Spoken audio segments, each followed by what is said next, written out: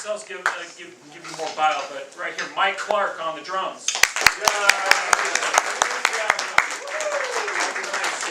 I want you guys to feel free to jump in and run the show today. So, if we have like 4 tunes that we have prepared for you, and either listen to us play or you know, here's the scores right here. Well, why don't you guys go ahead and you conduct it usually? Yeah. Okay, this is Sammy Nestico thing, so kind of basically. I'll tell you a little more about Mike since I've known him since college. First of all, I beat him on the back 9 yesterday. But he killed me on the front 9. Oh, there it is. But he left college early. He's watching Cal Jader's band play. He's like 19. Mr. Jader, can I play? Okay, kid. 2 weeks later, you want to go on the road. Since then, he's played with Cannonball Adderley, Sonny Rollins, Nancy Wilson. You guys might know John Mayer. And was 10 years out of Brooklyn. I mean, no, that's him. You're John Mayer. And Mike is playing tomorrow night. The Mike and Mike is called the Wolf Clark Expedition. Tonight. With the trio. Piedmont Piano. Piano, bass, and drums. And I'm going down. It's going to be amazing. Piedmont Piano Company in Oakland, nearby here. You can Google it. $20, 8 o'clock. Wolf Clark Expedition. All right. We have a new CD out as a week, and what we figured out is one thing, you guys, it's one thing to know music, but you got to know the business of music. And so what we figured out is we sell 1 CD for 20 and 2 for 50. And that's worked out for us really well. That's good math. New York. New York prices. Yeah. This is right now. I just looked at the thing this morning. We're number 13 on the jazz charts. And there are only 13 bands on the chart. That's right. That really worked out well for us. And we made sure that we're always in that top 13.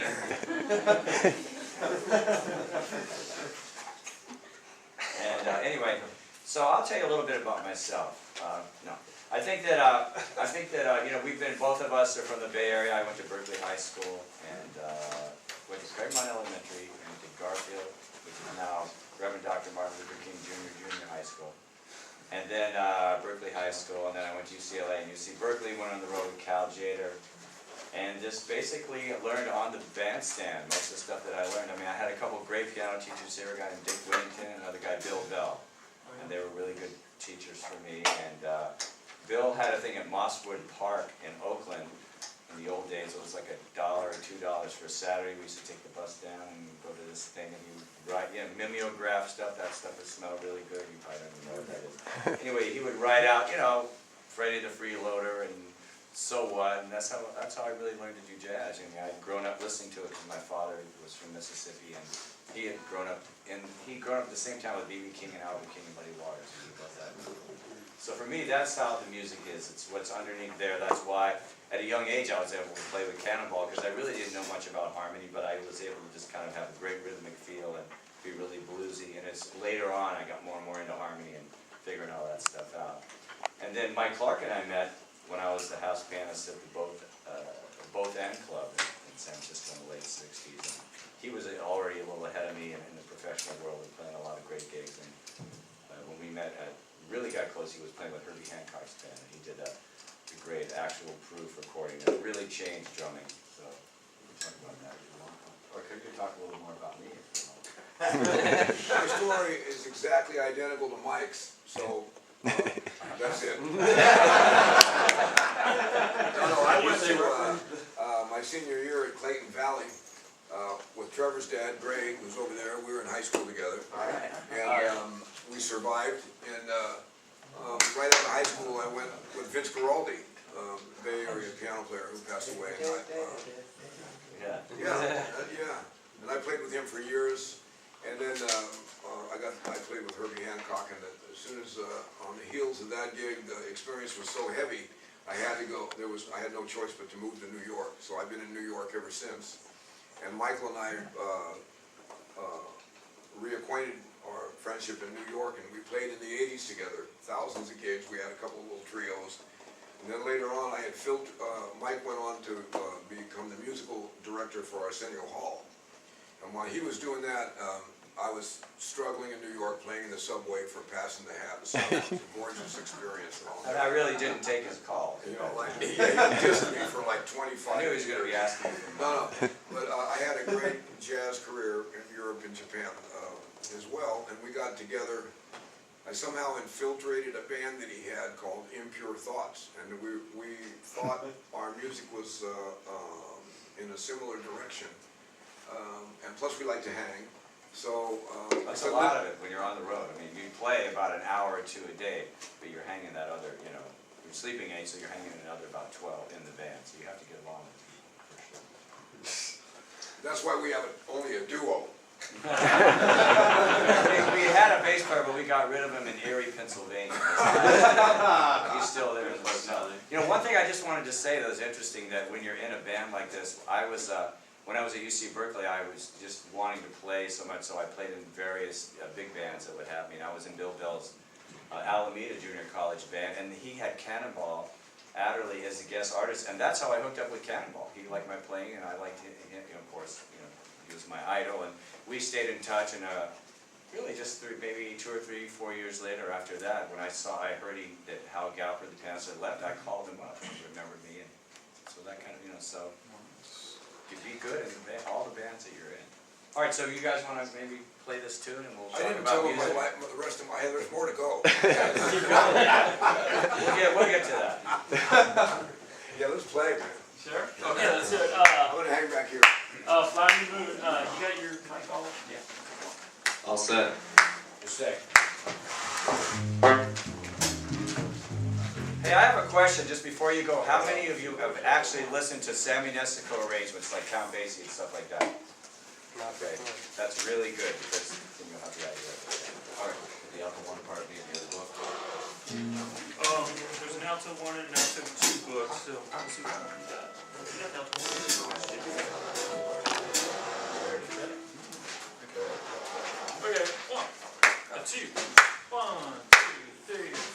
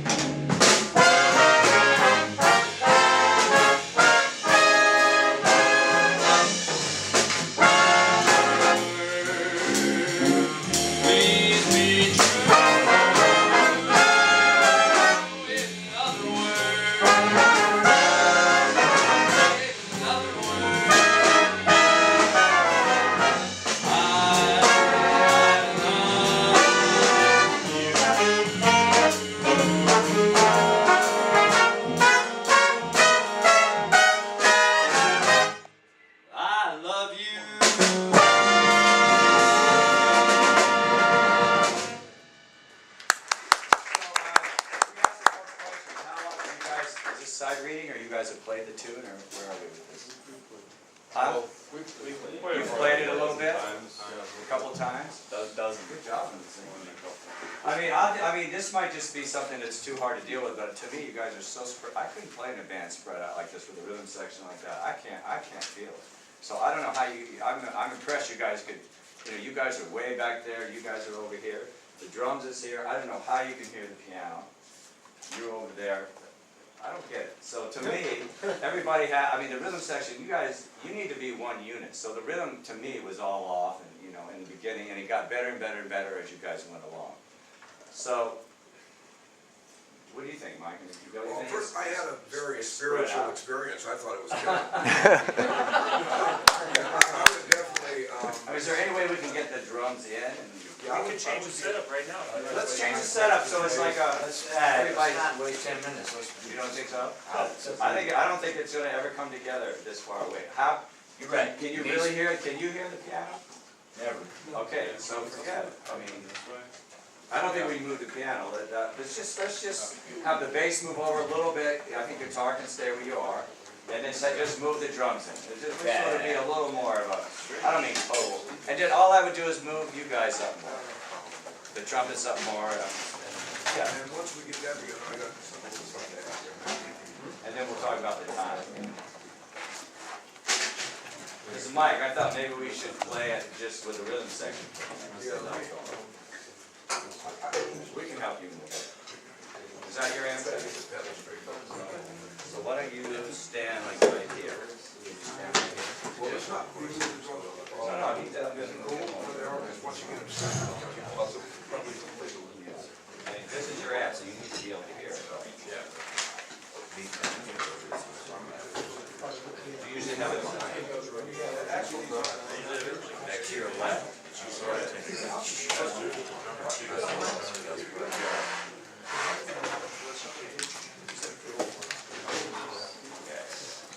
So I mean, basically, the rhythm section is the foundation of the jazz group, even if it's a big band. You know what I mean? So if this isn't happening, it's like surfing on a wave that isn't happening. You can't do it. No matter how good a surfer you are, if the waves aren't right, you can't surf on it. So we got to get this organized. And I don't just mean physically. I mean get the rhythm, the dive. The whole thing is being able to set up the drum kit. That's a lot. Which I don't seem to be able to do. Okay. The quarter note rhythm guys and drummers and bass players is the heartbeat of jazz swing. And if you don't have a good quarter note, a lot of guys maybe think it's some mystical thing that you're either born with or not, and it's not. You can work on swinging because it's about having a fat quarter note, and it's not. Who was playing drums? You were. I'm just gonna. This is for everybody, not just you. Let's play just the rhythm section, like the first 8, okay? And like, I'm gonna show you something. A lot of quarter notes. Okay, this is important. So like 1, 2, 1, 2. Let's see.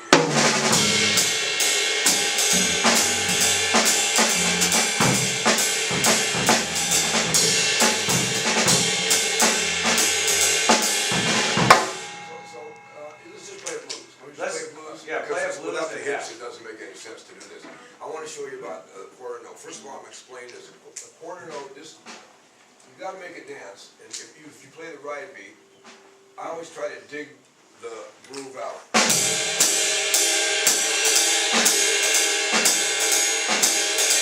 So if you're playing real super relaxed and you're playing more like this, you're gonna swing. Let's just play a little blues, like 1, 2, 3, 4.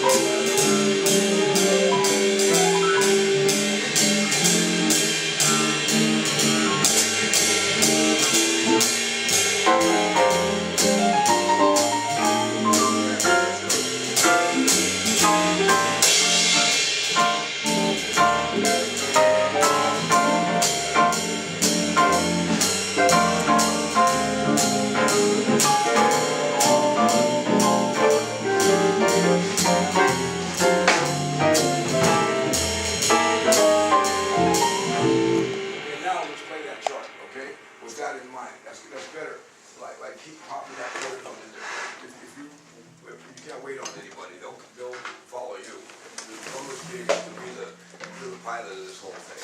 So if you get hypnotized by the band, you're done. Not that you were, but you do, okay? So, I don't know, was that the tempo? All right. Right. 1, 2, 1. Like, help.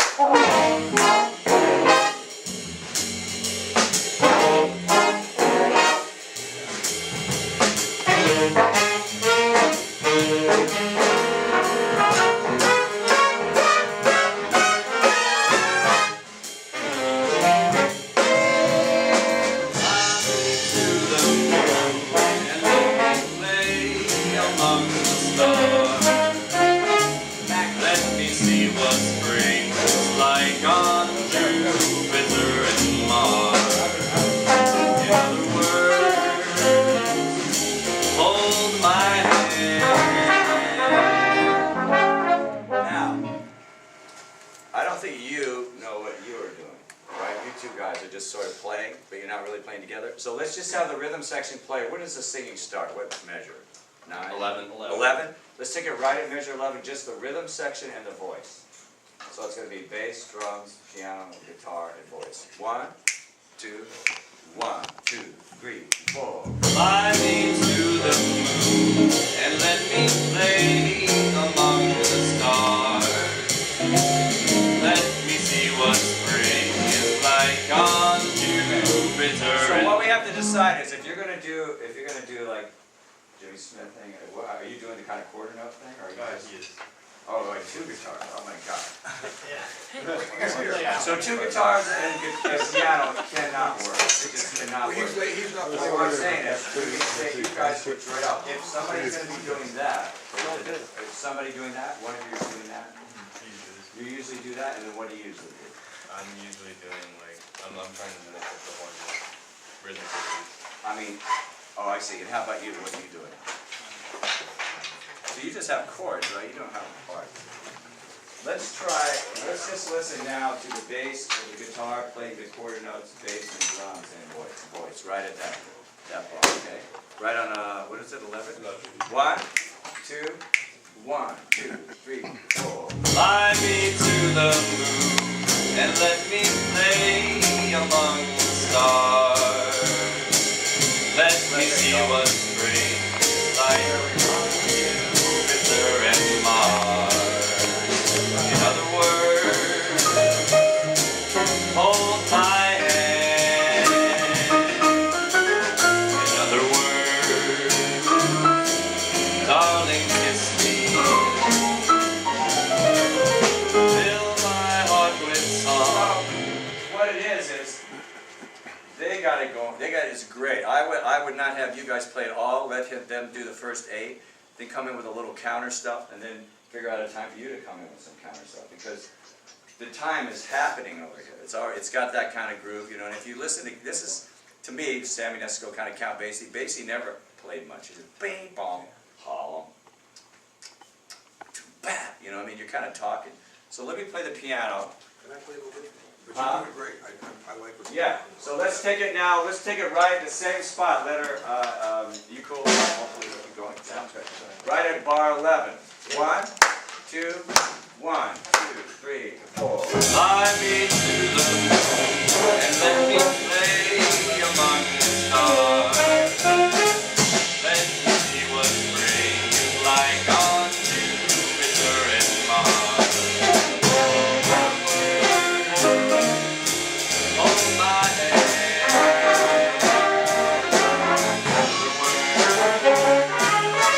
Darling, kiss me.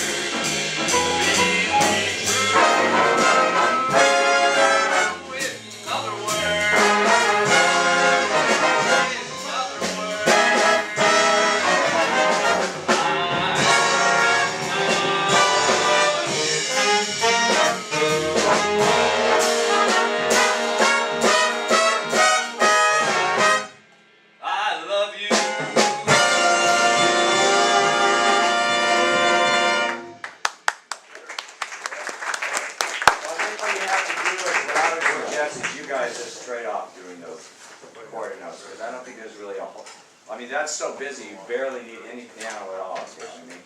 The arrangement is so, big band playing in the rhythm section, unfortunately, is about the horns, it's not, you know what I mean, it's about getting the groove, and then basically, yeah, it's about all the writing. So, I would just say try to find the little holes to play those little octaves, and, you know what I mean, and just enjoy the band, you know, because there's not a lot of piano playing to be done. Good, I thought that was swinging. Drummer sounded good.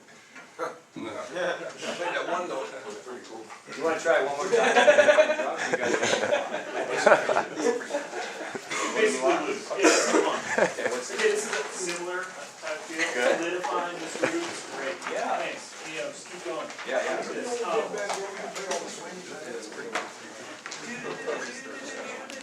How many My drums? name is Richard. Huh?